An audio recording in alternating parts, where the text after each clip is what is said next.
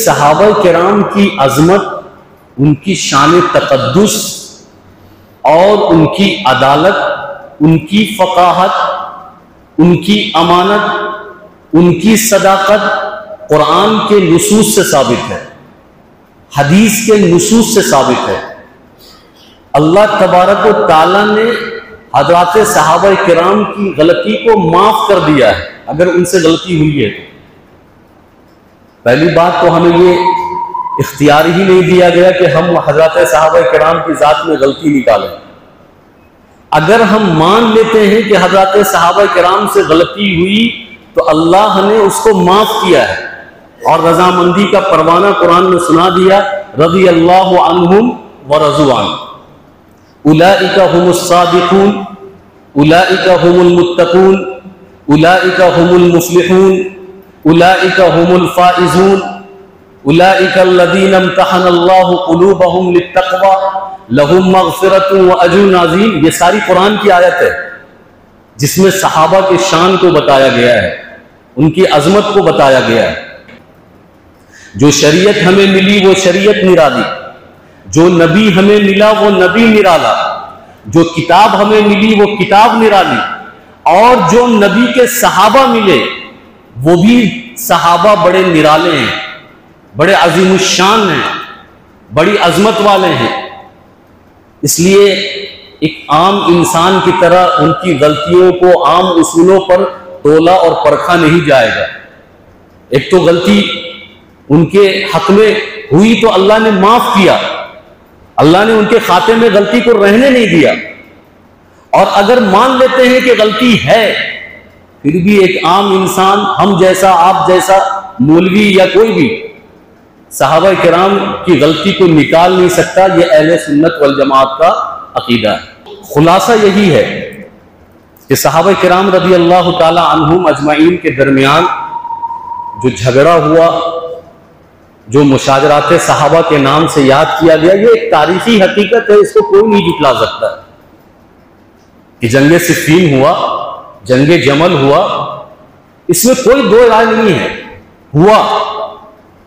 لیکن مشاجرات صحابہ میں دونوں فریق کو جس طریقے سے اس بات پر امت کا اجماع ہے کہ صحابہ کے درمیان جھگڑا ہوا، جنگ ہوئی،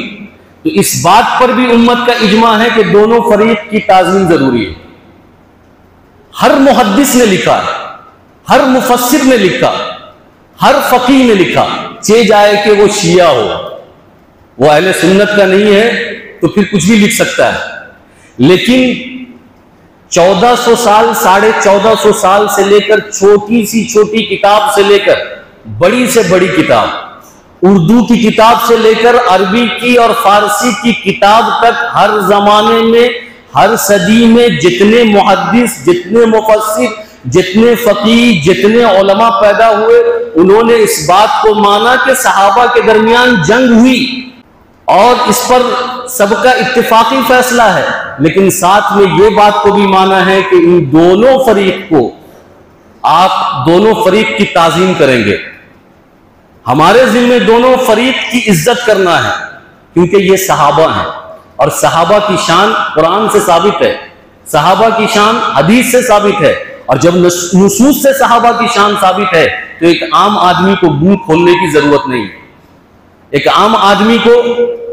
نکیر کرنے کی ضرورت نہیں ہے۔ یہ تو اصول ہے، اس اصول کو یاد رکھیں۔ اس اصول کو جاننا اس لیے ضروری ہے کہ آج کے زمانے میں صحابہ کے خلاف فتنہ شروع ہوا ہے،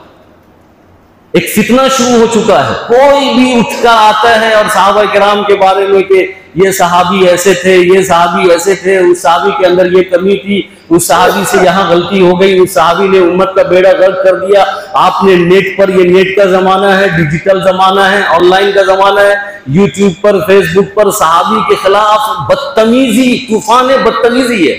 آپ اس اصول کو یاد رکھیں گے کہ ہم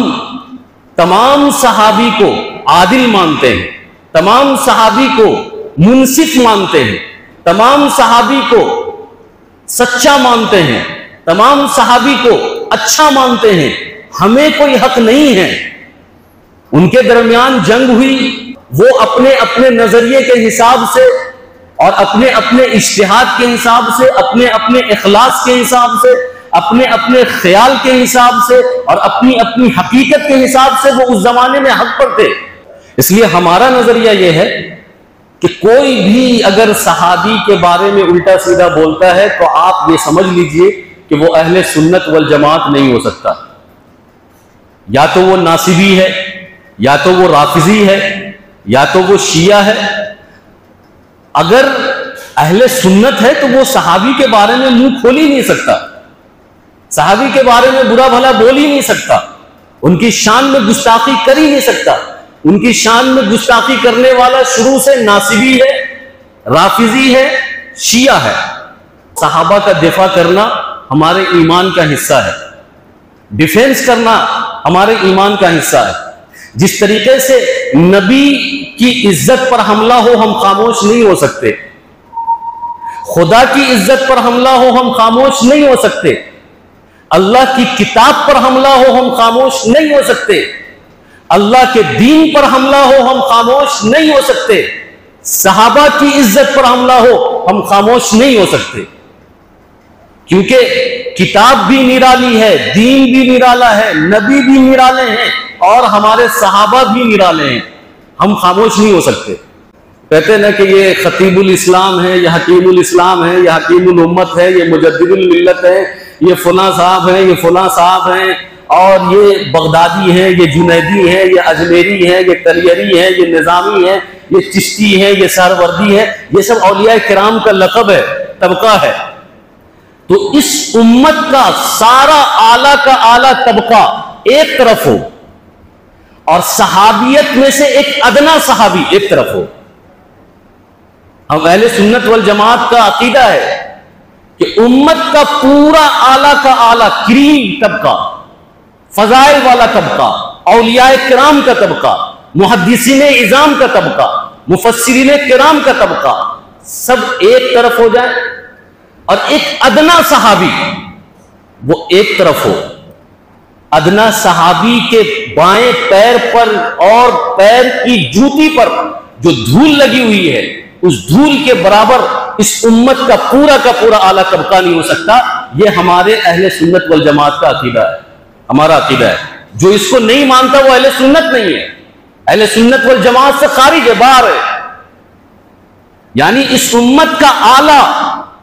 صحابہ کے ادنا کا مقابل نہیں ہے، اس کے دھول کے برابر نہیں ہے۔ پھر کیسے کوئی صحابہ کی شان میں گستاخی کرتا ہے، زبان درازی کرتا ہے، میری سمجھ سے بالا تر ہے، میری سمجھ میں نہیں آتا۔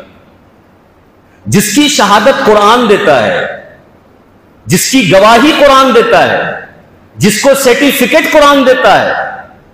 جس کے بارے میں حدیث میں آیا اصحابی کا نجوم،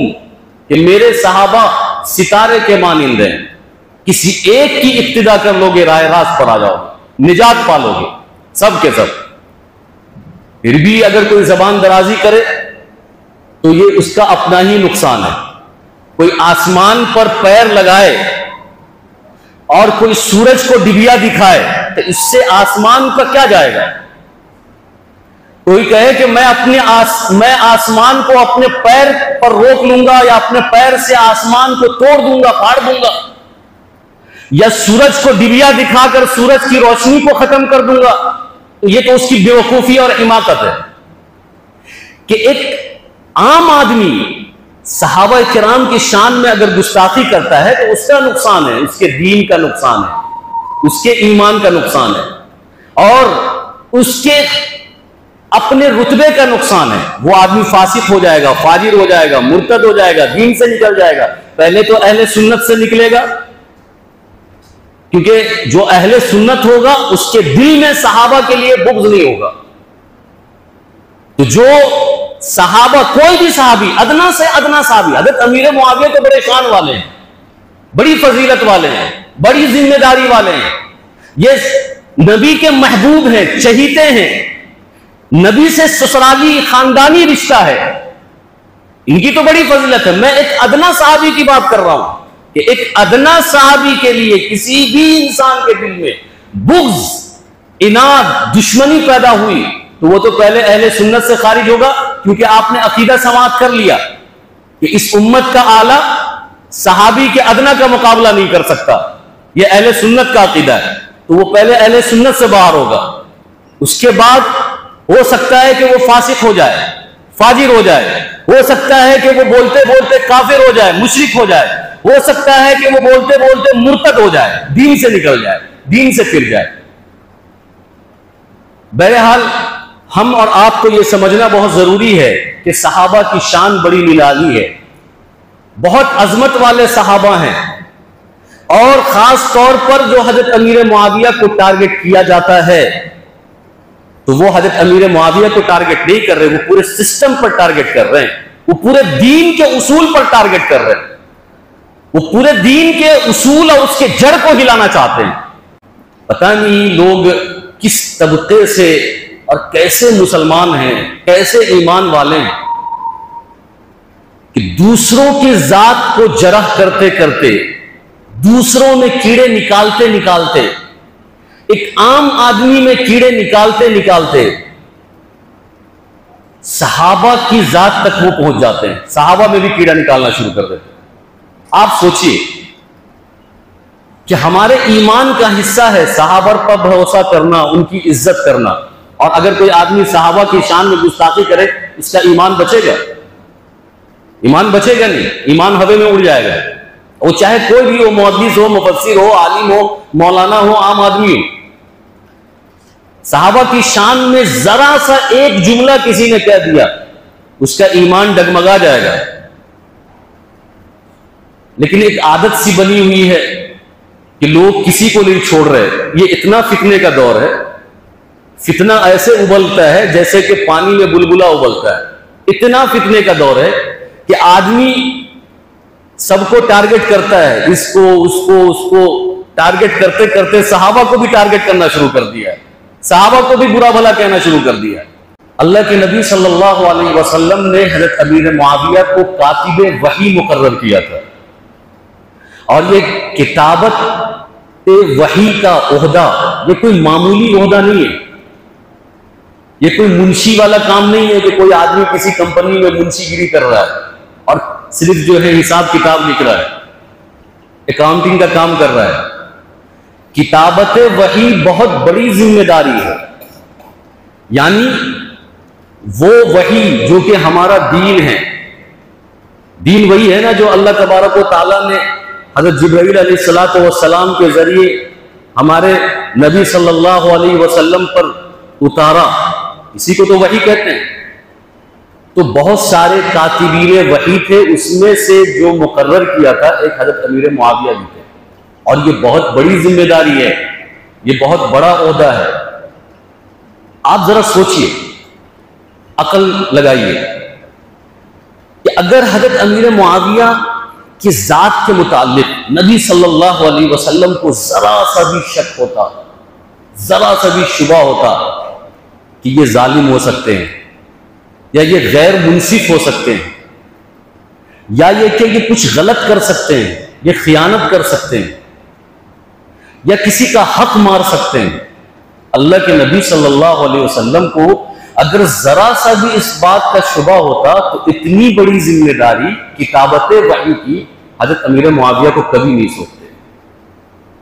کتابت وحی کی ذمہ داری سونپنا اور حضرت امیر معاویہ کو کاتب وحی بنانا, یہی ان کی فضیلت کے لیے کافی ہے کہ ان پر کوئی اعتراض نہیں ہو سکتا. نبی کو اعتراض نہیں ہے تو ایک عام آدمی کو کیسے اعتراض ہو سکتا ہے؟ جب رحمت للعالمین اور خاتم النبیین محمد الرسول اللہ صلی اللہ علیہ وسلم کو اس شخص پر اعتراض نہیں ہے اور وہ اس کو امین سمجھتا ہے, وہ اس کو اہل سمجھتا ہے, وہ اس کو سچا سمجھتا ہے, وہ اس کو عادل سمجھتا ہے, وہ اس کو حق پر سمجھتا ہے, اور وہ اس کو ذہین اور فطین سمجھتا ہے, وہ اس کو ذمہ داری کو پورا کرنے والا سمجھتا ہے, تب تو اس کو کتابت وحی کی ذمہ داری دی گئی. جب اللہ کے نبی صلی اللہ علیہ وسلم نے دی ہے تو ایک عام آدمی, ایک عام عالم, ایک عام مولانا اور ایک عام مولوی یا ایک عام آدمی کو حضرت امیر معاویہ کے شان میں الٹ پلٹ بولنا, اول پول بکنا یا الٹی سیدھی باتیں کرنا, یہ کتنی بڑی گستاخی کی بات ہے. یعنی اگر کوئی حضرت امیر معاویہ کے بارے میں الٹ پلٹ بولتا ہے یا ان کے شان میں گستاخی کرتا ہے یا یہ کہتا ہے کہ یہ منصف نہیں تھے یا یہ کہتا ہے کہ ان کے اندر تقوی اور طہارت کا وہ کمال درجہ نہیں تھا، تو وہ حضرت امیر معاویہ کے شان میں گستاخی نہیں کر رہا، وہ اصل میں نبی کے شان میں گستاخی کر رہا ہے۔ اس کی دلیل کیا ہے؟ اس کی دلیل یہ ہے، آپ جمعے میں خطبہ سنتے ہیں، آپ کو چونکہ عربی آتی نہیں ہے لیکن جمعے میں خطبے کے دن ہر جمعے میں ایک جملہ آپ سنتے ہوں گے، اللہ اللہ فی اصحابی لا تتخذوهم غرضا من بعدی من احبهم فبحبی احبهم ومن ابغضهم فببغضی ابغضهم۔ اس کا مطلب کیا ہے؟ اس کا ترجمہ کیا ہے؟ اللہ کے نبی صلی اللہ علیہ وسلم امت کو یہ تعلیم دے رہے ہیں کہ اے لوگوں، میرے بعد میرے صحابہ کو ہدف ملامت مت بنانا، اس کو ٹارگٹ مت کرنا، لا تسبوا اصحابی، میرے صحابہ کو گالی مت دینا، میرے صحابہ کو برا بھلا مت کہنا، ان کی شان میں گستاخی مت کرنا۔ کیوں؟ اس لیے کہ جو مجھ سے محبت کرتا ہے، من احبہم، جو صحابہ سے محبت کرتا ہے وہ مجھ سے محبت کرتا ہے، اور جو مجھ سے نفرت کرتا ہے وہ صحابہ سے نفرت کرتا ہے، جو مجھ سے بغض رکھتا ہے وہ صحابہ سے بغض رکھتا ہے۔ تو سیدھی سیدھی بات یہی ہے کہ حضرت امیر معاویہ کی شان میں گستاخی کرنے والے لوگ، وہ کوئی بھی ہوں، عام آدمی ہو، عالم ہو، یا پڑھا لکھا طبقہ ہو یا پڑھا لکھا طبقہ نہ ہو، اگر حضرت امیر معاویہ کے شان میں ایک جملہ بھی بولتا ہے تو وہ اصل میں حضرت امیر معاویہ کو نہیں بول رہا، وہ نبی کے فیصلے پر اعتراض کر رہا ہے اور نبی کے طریقے پر وہ اعتراض کر رہا ہے، کیونکہ وہ نبی ہی کو نہیں مانتا۔ کیونکہ اگر نبی کو مانتا تو نبی کا مزاج یہ تھا کہ نبی نے ان کو کاتب وحی بنایا تھا، نبی نے ان کو ذمہ داری سونپی تھی، نبی نے ان پر بھروسہ جتایا تھا، نبی نے ان کو دعائیں دی تھی، نبی نے ان کو یہ دعائیں دی، اللہم اجعلہ ہادیا مہدیا، کہ اے اللہ حضرت امیر معاویہ کو ہادی بنانا اور مہدی بنانا، یعنی ہدایت پر چلانا اور اس کے ذریعے سے لوگوں کو ہدایت دینا۔ ہادی کا مطلب ہدایت پر چلنے والا، اور مہدی کا مطلب جس کے ذریعے سے لوگوں کو ہدایت ملے۔ تو اللہ کے نبی صلی اللہ علیہ وسلم نے یہ دعا دی کہ اللہم اجعلہ ہادیا مہدیا، کہ اللہ امیر معاویہ کو ہادی بنانا، ہدایت پر رکھنا، اور مہدی بنانا، اس کے ذریعے سے لوگوں کو ہدایت دینا۔ کیا آپ کو لگتا ہے کہ اللہ کے نبی صلی اللہ علیہ وسلم کی دعا قبول نہیں ہوئی ہوگی؟ آپ صلی اللہ علیہ وسلم ایک صحابی کے حق میں دعا کر رہے ہوں اور وہ دعا قبول نہ ہوئی ہو، مختلف صحابہ کو مختلف طریقے سے اللہ کے نبی صلی اللہ علیہ وسلم نے دعائیں دی، اور کسی کو علم کی دعا دی، کسی کو آل اولاد میں برکت کی دعا دی، کسی کو مال کے برکت میں دعا دی، کسی کو ذہین ہو جائے، ذہن تیز ہو جائے، اس کی دعا دی، اور حضرت امیر معاویہ کو کہہ رہے ہیں کہ اللہ اس کو ہادی بنانا، مہدی بنانا، ان کو ہدایت پر رکھنا اور ان کے ذریعے سے ہدایت دینا۔ اور صرف یہ نہیں، ایک اور دعا دی اللہ کے نبی صلی اللہ علیہ وسلم نے، اور کہا اللہم علم الکتاب، علم معاویۃ الکتاب والحساب وقہ العذاب، اے اللہ حضرت امیر معاویہ کے بارے میں اللہ کے نبی صلی اللہ علیہ وسلم نے یہ دعا دی کہ معاویہ کو اے اللہ کتاب قرآن کا علم عطا کر، حساب کا علم عطا کر،